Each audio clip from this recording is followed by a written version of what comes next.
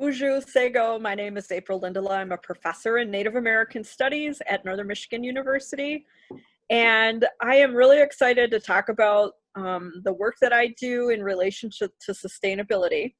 And I think that's because a lot of folks may have a misperception about the discipline of Native American studies, that they might think it's about tribal nations and tribal people, but you can't have the discipline without understanding that the relationship that tribal people have with their ancestral homelands is a key factor in the discipline.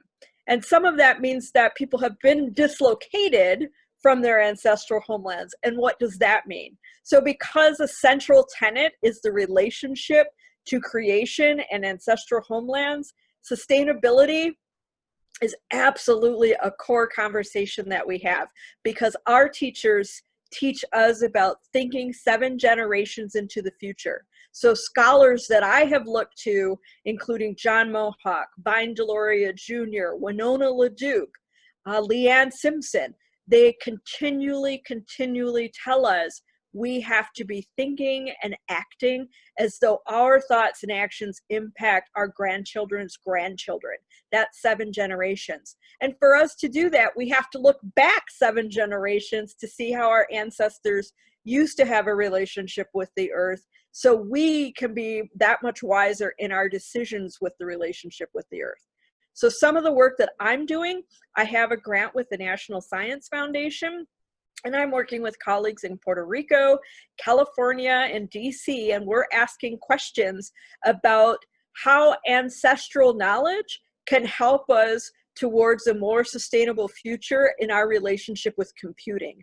Because all of us have devices, all of us have laptops, all of us have some sort of form that we engage with digitally, right? Those devices allow us to do so much great work, but the questions that, of course, I'm having based on the scholars that I mentioned earlier, I'm wondering, how do these devices, how are they going to be taken care of after we're done using them? And if those things aren't made in a way that's kind to our earth, what is going to happen?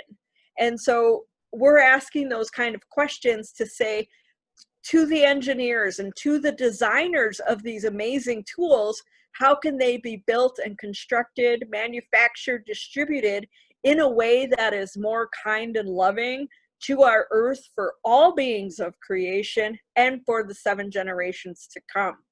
So I think doing sustainability work at Northern Michigan University is of the utmost importance, because we share one home, all 7 billion of us. And I'm thinking human-centric. We can't forget that we share this home with all beings, right? Fish nation, bird nation, forest nation, stone nation. We share this home with those other beings other than ourselves as humans. Just because there's I remember a student one time saying there's a place out in the ocean and it's in the middle of nowhere. Every nowhere is something or somebody's somewhere on this planet. And we have to operate like we remember that. So with that, I will say miigwech, and thank you so much. I appreciate this opportunity.